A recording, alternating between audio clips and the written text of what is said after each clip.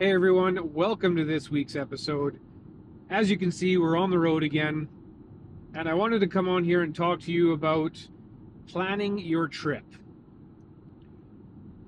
There's always a lot of questions on how everyone plans their trip and where they start. Do they have checklists?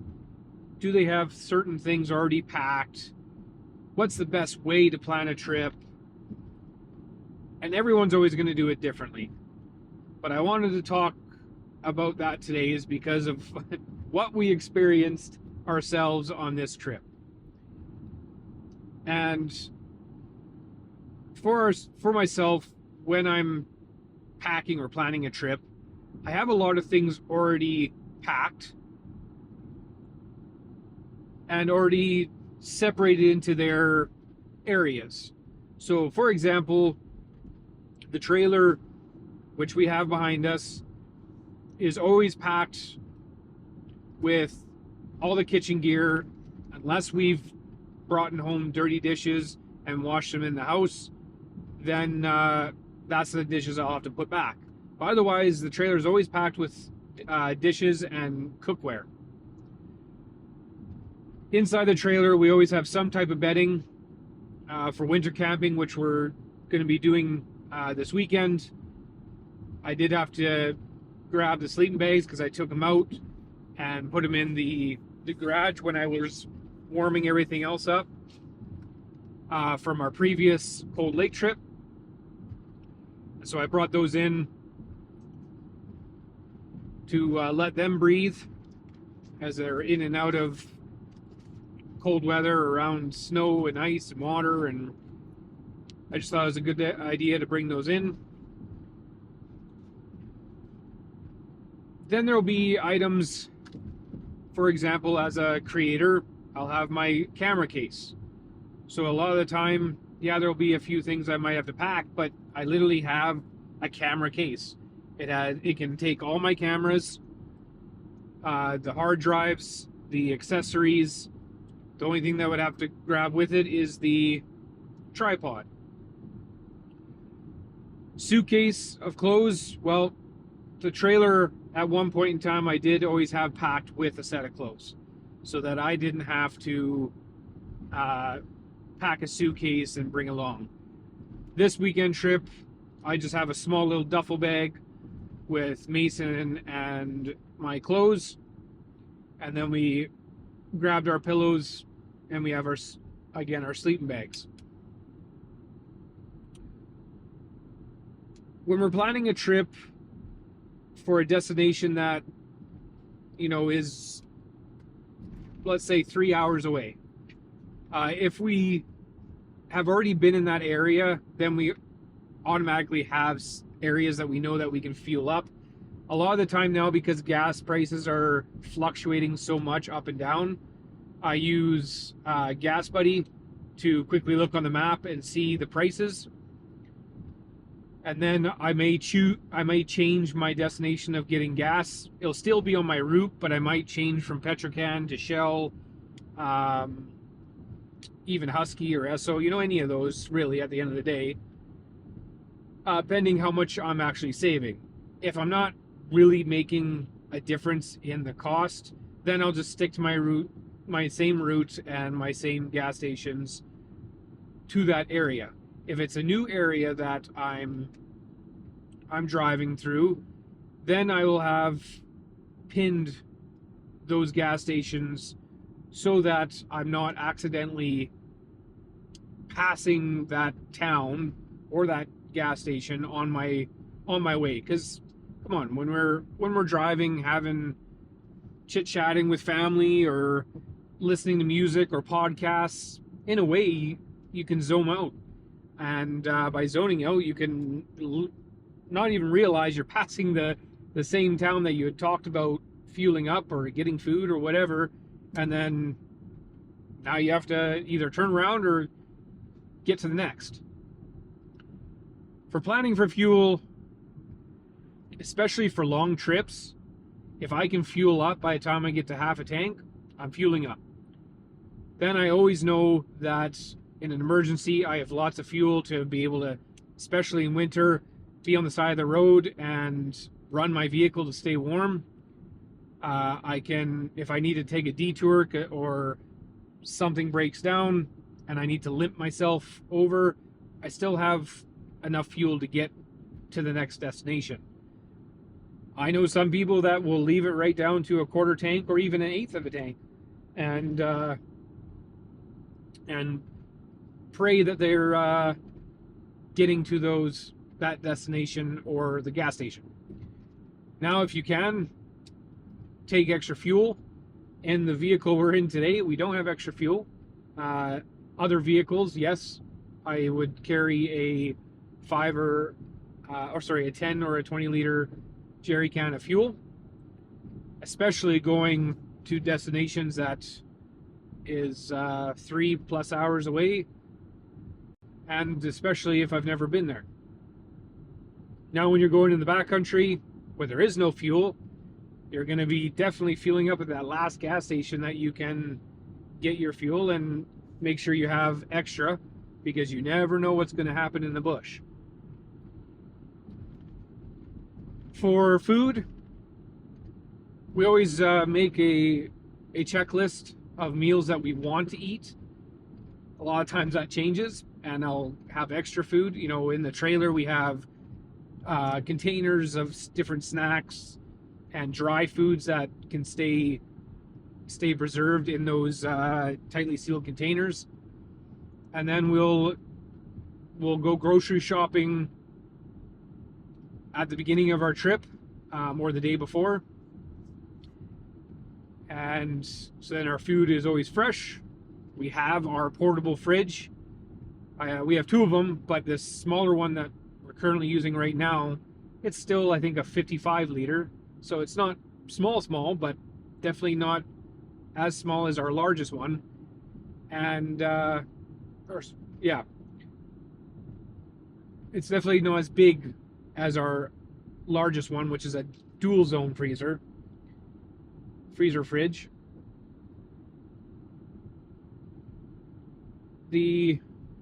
That's a key thing to have.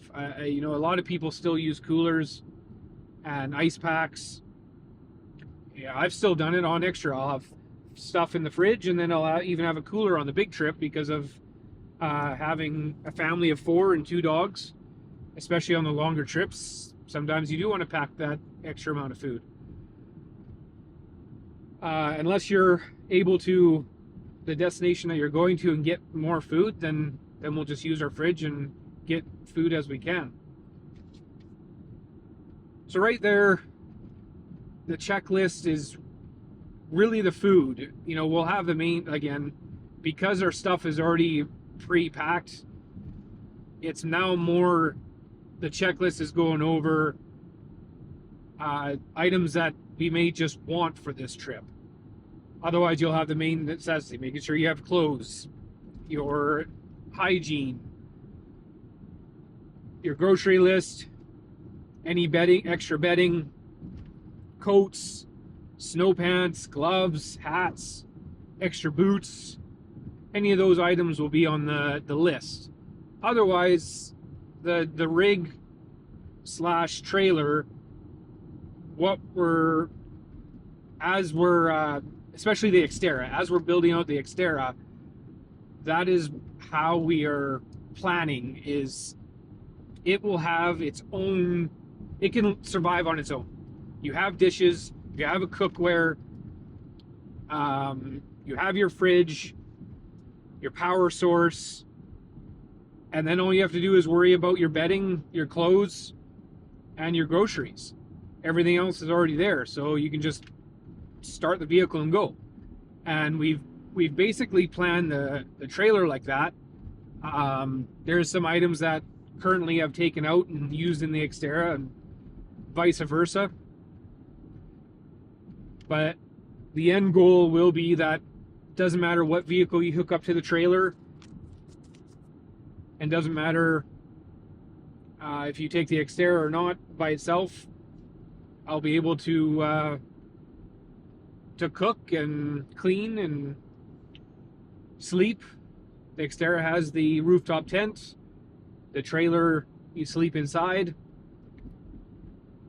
Eventually the plan will be to have this rooftop tent that's on the Xterra back onto the truck, and I'll have a more low profile rooftop tent on the Xterra because the big top hat just really consumes the fuel on the X.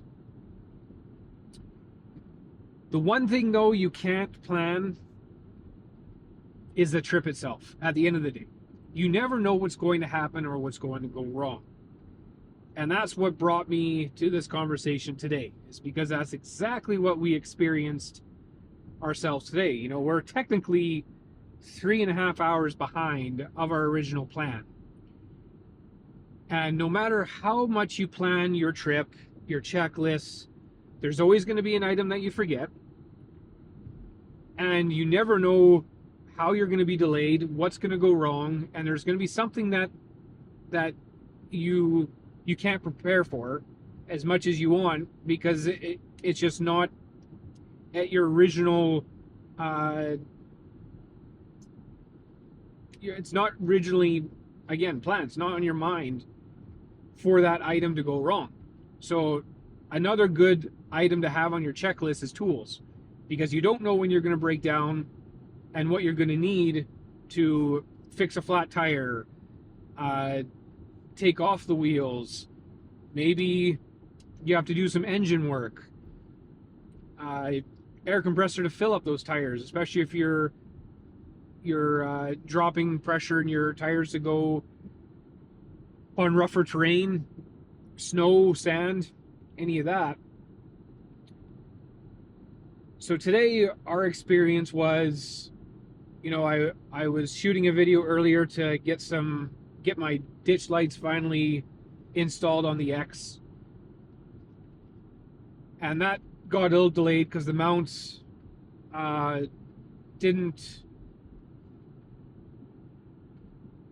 I thought it was going to be a lot quicker. Well, I'll just admit it. I thought it was going to be a lot quicker. The mounts weren't made for the X, but they're very close. So I figured I could make some tweaks and get them to work. And by the time I was done 2 hours later, you know, an hour and a half, the one mount, I just was not happy with the outcome, and at that end realized that I could actually do some other fabrication to make it work than what I did. So I stopped that, and then I had to finish getting ready. But I also had to get the house ready. Mason, it's just Mason and I and the dogs. Autumn's out in Vancouver, and so I needed to make sure the house is ready to go, be left alone. So got all that packed, made sure I had all the camera gear, everything else charged. We're doing ice fishing, we're not just camping. So then I have to make sure that I have got all our ice fishing gear, the auger, Mason's clothes, all those items. Go pick up Mason from school so that we're not waiting the extra, you know, hour and a half bus ride for him to get home for us to then hit the road. And so I jump in the journey and go pick him up and head home, go to finish packing, and we're all set, ready to go. Mason, dogs, all the items are loaded, and we hit the road. I start recording my video, and all is going well. And then a few kilometers away from the home, the Nissan decides to basically go in limp mode. It's the best way to put it. I had no power. It's not having a great time. My dash starts going all haywire, you know, Christmas lights. And I have my code reader pull some codes, and I've got a misfire on cylinder 3. I've got my knock sensors going, and it's just not having a good time trying to take us and the trailer out. So now we've got to decide, because now this wasn't planned, right? So Now we gotta decide, what are we gonna do? Well, we decide to go limp it back home, and because the trailer's already fully packed, the rear cargo hatch and mason is basically the only items that I had to move over. So what we're gonna do is unhook the trailer, move over the items in the hatch, move over the dogs, move over the mason, hook up the trailer, and go. And we decide to take the wife's journey as it will have no issues where we're going for the 3 different lakes for this weekend. A lot of the snow has already melted. We're not doing, a whole bunch of off-roading. So it was, it's better than the truck because of the fuel. I could have taken the truck. I didn't want to spend the double the amount of fuel. And we go to hit the road. Well, I go to hook up the trailer and forget that, and realize that the journey needs the step up hitch. The lock on the adjuster is totally seized. So I decide to mess around with the lock and the key and spend way too long messing around with that. Let's just say that. Ended up going into the garage and taking my cutoff wheel and cutting it off. Grabbed a new lock and got the hitch adjusted and the trailer on. Then we decide to hit the road. We're an hour behind than hour and a half behind than what we originally were. So we hit the road. Then we just start chatting, deciding how to get fuel or where we're going to eat. And where we choose tells us that it's supposed to be fast food, but where we chose told us that it was going to be half an hour wait because their chicken wasn't ready. So then we go and get some Subway, something healthy, as what most people would say, instead of some greasy chicken, and we hit the road.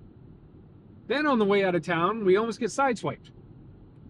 Luckily, I was able to dodge the vehicle, and at the same time was very lucky that the dual lane, this person that was behind me was far enough behind that and realized what was going on, that when I went into the other lane at the same time, they were nowhere near me, and we didn't have any collisions at all. So needless to say, we are 3.5 hours behind our original plan. And we're on the road. So to plan your trip, best way to do is have a checklist. Checklists are always great. And if you have enough items, and you don't need fancy camping items, grab old dishes, have old camping gear, still use that, pack it into the trailer or pack it into the vehicle, and if you have a container that you can keep that all in neat and tidy, it just makes it way easier to pack for a trip. Like I said, if you have all your main necessities available in the trailer or vehicle, and you're able just to pack now your food, your clothes, and if you're a creator, your camera gear, and hit the road, you're getting on the trip is less stressful. You just have to check off the newest items because everything else is already in there. Your cookware, your kitchen, don't forget your propane.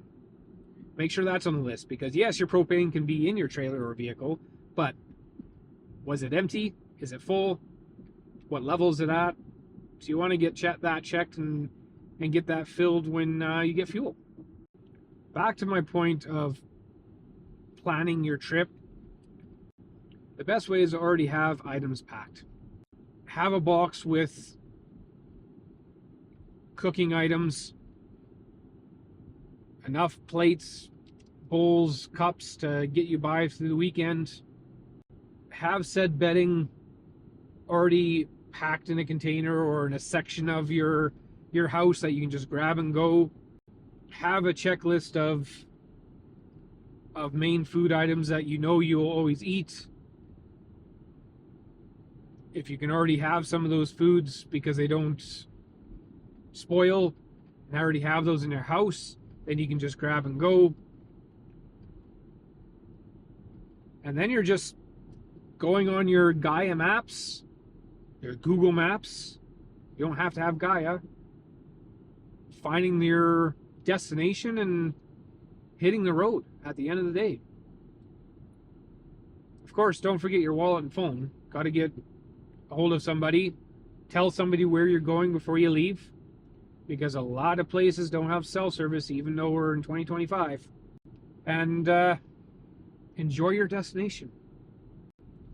If you have any packing or planning tips that I didn't mention, I would love to hear them. Please let me know in the comments below.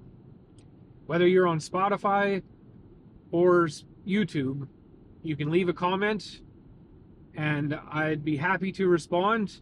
And if you have some cool ideas that I have not talked about, then I'll be able to let our viewers know, our listeners know in the upcoming episode of what you brought forward, what you do. Because again, everyone plans and does their trips differently, and I would love to hear how you do yours. So until next time, we will see you in the next episode.